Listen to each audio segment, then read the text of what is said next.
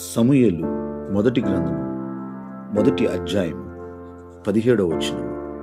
నీవు ఇశ్రాయేలు దేవునితో చేసుకునిన మనవిని ఆయన దయచేయునుగాక.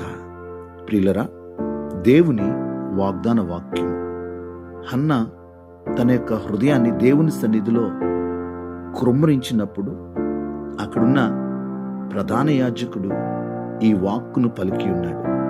ఈ రోజున మనము ఇశ్రాయేలు దేవుడైన యెహోవాతో ఏ మనవినైతే, ఏ విన్నపమునైతే మనము చేసుకుంటున్నామో నిశ్చయముగా ఆయన దయచేయడానికి సమర్థుడైన దేవుడై ఉన్నాడు.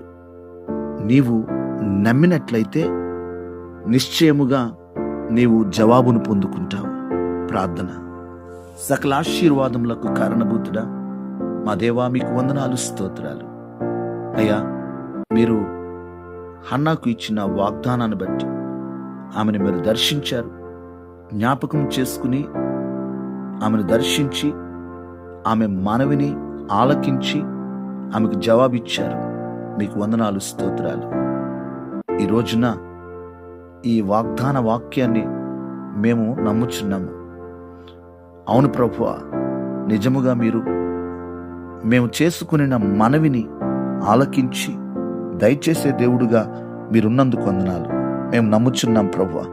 మాకు అపనమ్మిక కలగకుండా సహాయం చేయండి.